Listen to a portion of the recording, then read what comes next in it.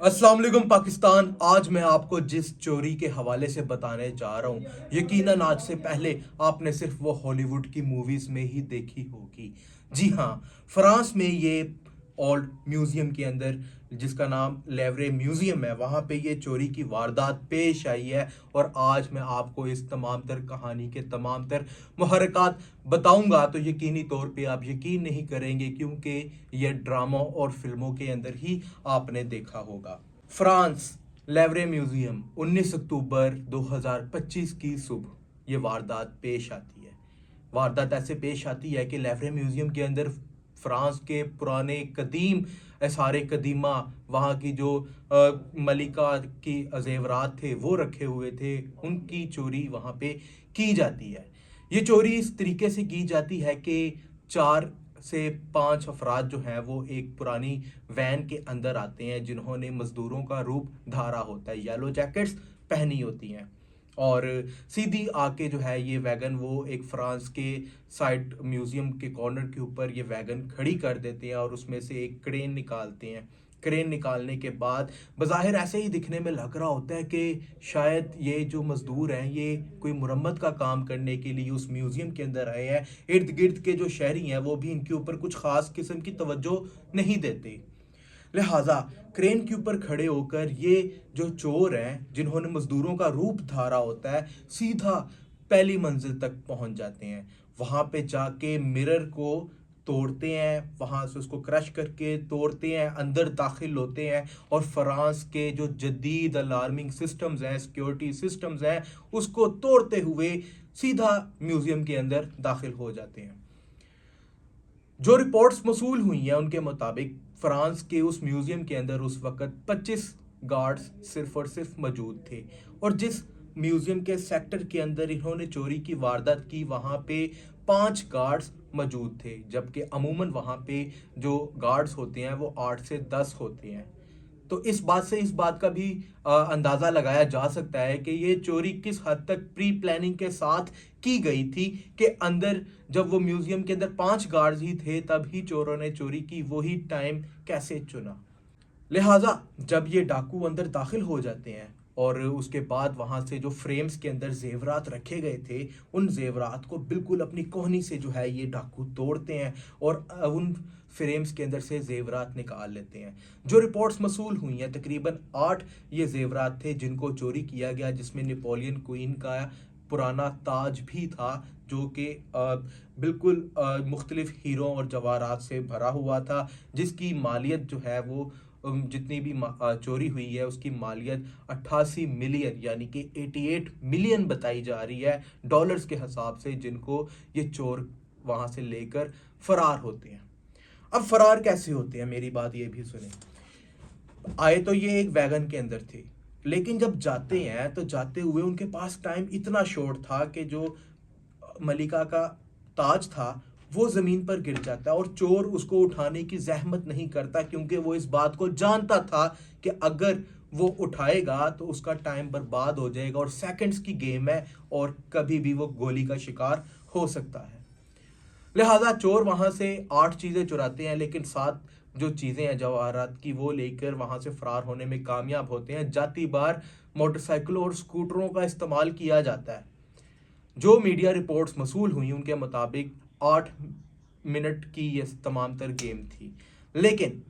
कुछ media reports जो कि तफ्तीश के दौरान और सीसीटीवी फुटेजेस जो बाद में मंजर आम पर आई, उनके अंदर जो है वो ये 4 से 5 मिनट के अंदर तमाम तर वारदात करते हैं और वहाँ से लेकर फरार होते हैं। अब यकीनी तौर पे म्यूज़ियम के अंदर वहाँ पे लेज़र सिस्टम भी था, इनविजिबल लेज़र सिक्योरिटी सिस्टम भी था, जो कि इन्होंने अबूर किया और वहाँ से जाके चोरी की और वहाँ से लेकर फरार हुए। जो एक लेटेस्ट अपडेट्स आ रही हैं उनके मुताबिक एक एयरपोर्ट से और एक जो है उनके सी पोर्ट से एक शख्स को, मुश्तबा शख्स को जो है वो गिरफ्तार भी किया गया है। लेकिन बहुत से सवालात जो हैं वो पैदा हो गए हैं फ्रांस की आवाम के अंदर, के उनके जो कीमती असासा जात थे वो आखिर चोरी कैसे हो गए।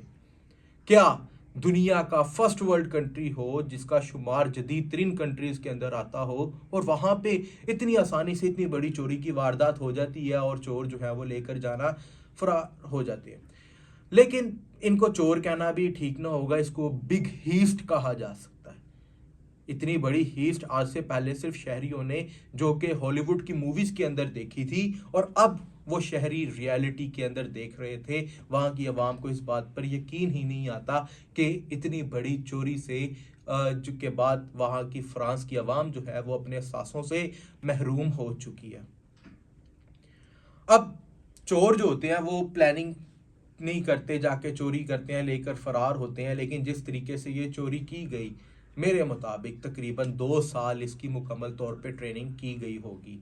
بلیک مارکیٹ سے انویسٹرز لیے اور ان انویسٹرز نے ان کو سپورٹ کیا ہوگا، جس کے بعد بار بار جو ہے وہ اس کی پریکٹس کی گئی ہوگی، ایک ریپلیکا بنا کر اس میں اس کی پریکٹس کی گئی ہوگی، تاہم اس طرز پہ وہ چوری کرنے میں کامیاب ہو جاتے ہیں۔ اب یقینی طور پہ یہ چور کوئی غریب آدمی تو تھے نہیں، ان کے پیچھے ایک بڑے بڑے انویسٹرز موجود تھے، اور جو اتنی بڑی نوعیت کا جس کی اتنی زیادہ قیمت ہو سونا چوری ہوتا ہے، وہ کہیں پہ جا کے فروخت کر لیا جائے تو عمومی طور پہ پولیس انویسٹیگیشن کے دوران پتہ لگا لیتی ہے کہ یہ کس کو فروخت کیا گیا اور کس نے فروخت کیا۔ تو چور اب غریب نہیں ہے، تو یقینی طور پہ اتنی جلدی وہ اس چوری کے مال کو کہیں پہ فروخت نہیں کریں گے، اور یہ بھی ممکن ہے، اور ماہرین کے مطابق یہ بھی کہا جا رہا ہے کہ یہ چور وہ تمام تر سونا پگھلا کر کچھ اور شکل دے کر اس کو بلیک مارکیٹ کے اندر فروخت کریں گے۔ اب میں نے لفظ یوز کیا ہے بلیک مارکیٹ، اب بلیک مارکیٹ ہے کہاں پہ، یہ ایک علیحدہ سوال پیدا ہو جاتا ہے۔ بلیک مارکیٹ جو ہے وہ بھارت کے اندر پائی جاتی ہے، جہاں پہ دنیا کا بڑے بڑے جو بلیک انویسٹرز ہیں وہاں پہ موجود ہوتے ہیں اور اس طرح کی اشیاء کو خریدتے ہیں اور اس کی قیمت لگاتے ہیں۔ اب اگر اس کا سونا پگھلا دیا گیا، اس کو نئی شکل دے دی گئی اور بلیک مارکیٹ کے اندر جا کر اس کو فروخت کر دیا گیا، تو یقینی طور پہ ہمیشہ کے لیے یہ دنیا اور فرانس کی عوام اپنے تمام تر قدیمی اثاثوں سے محروم ہو جائے گی۔ نہ صرف فرانس کی پولیس اس معاملے کو انویسٹیگیٹ کر رہی ہے، بلکہ تمام تر ایجنسیاں اور انٹرپول سے بھی مدد لی گئی ہے کہ وہ فوری طور پہ اس تمام تر معاملے کو انویسٹیگیٹ کریں، کیونکہ یہ ضروری نہیں ہے کہ چوری شدہ مال جو ہے وہ صرف فرانس کے اندر فروخت کیا جائے، وہ مال دنیا کے کسی بھی کونے میں فروخت کیا جا سکتا ہے۔ اس کے لیے انٹرنیشنل ایجنسیوں سے بھی رابطہ کیا گیا ہے کہ وہ فوری طور پہ اس کیس کو نپٹائیں، اور دنیا کے جس مرضی کونے میں ان کے ایجنٹس موجود ہیں تمام تر کو اطلاع دیں کہ اگر اس واقعے سے ریلیٹڈ کوئی بھی شواہد موصول ہوتی ہیں تو فوری طور پہ انویسٹیگیشن کریں اور اس معاملے کے جو ملزمان ہیں ان کو کیفر کردار تک پہنچایا جائے۔ جس طریقے سے یہ چوری کی گئی، جس طریقے سے وہ آئے اور پھر وہاں سے واپس انہوں نے ایگزٹ کیا، کوئی عام چور تو تھے نہیں، اور یقینی طور پہ کوئی گلی محلوں کے چوری کرتے نہیں ہوں گے۔ پراپر طریقے سے ان کی ٹریننگ کی گئی، کئی سال کا عرصہ بھی درکار ہوگا ان کی ٹریننگ کو، اور اس کے بعد وہاں سے چوری کر کے وہاں سے فرار ہو گئے۔ سب سے پہلے ایک پوائنٹ دیکھیں کہ سی سی ٹی وی فوٹیجز جو موصول ہوئی اور سوشل میڈیا پہ گردش کی گئی، اس میں وہ دیکھا جا سکتا ہے کہ سمپل ون ایلبو اٹیک سے جو ہے وہ پورے کے پورے فریم کو توڑ دیتا ہے۔ اب اس کا مطلب یہ ہے کہ وہ چور جانتا تھا کہ اس کا جو ملی میٹر ہے فریم کا شیشے کا وہ کس حد تک موٹا اور کتنی جان سے اس کو توڑا جائے تو وہ ٹوٹ جائے گا۔ پراپر پریکٹس کے ساتھ کیا گیا۔ آپ کو میں یہ بھی بتاؤں کہ جاتے جاتے انہوں نے جس ویگن اور کرین کے اوپر انہوں نے مدد حاصل کی وہ بھی رینٹ کی نکلی، اور جاتے جاتے انہوں نے اس کو آگ لگانے کی کوشش بھی کی، لیکن خوش قسمتی کے ساتھ وہ آگ نہیں لگی۔ اس کی ایک بڑی وجہ یہ بھی سامنے آتی ہے کہ وہ چور یہ بھی جانتے تھے کہ اگر ہم یہاں سے جائیں گے تو صرف وہ ویگن اور کرین پر ہی ان کے ڈی این اے ملیں گے، اور اگر ڈی این اے مل گئے تو فرانس کی پولیس ان کو ڈھونڈ نکالے گی۔ تو پولیس نے بھی ویسا ہی کیا، سیدھا جا کے اسی ویگن کو چیک کیا اور کرین کو چیک کیا، اور ان کے ڈی این اے وہاں سے سیمپل لے لیے گئے، کیونکہ یہ خوش قسمتی تھی، چوروں کی بد قسمتی تھی کہ وہاں پہ ان سے آگ نہیں لگ پائی اور وہ اس ویگن کو تباہ نہیں کر پائے۔ تو اس حوالے سے مزید تمام تر اپڈیٹس سے ہم آپ کو آگاہ کرتے رہیں گے، اور ہمارے ساتھ جڑی رہیے گا۔ مزید ایسی سٹوریز دیکھنے کے لیے میرے چینل کو سبسکرائب کر لیں۔ اپنے میزبان شاہ زیب بھٹی کو اجازت دیں۔ اللہ نگہبان۔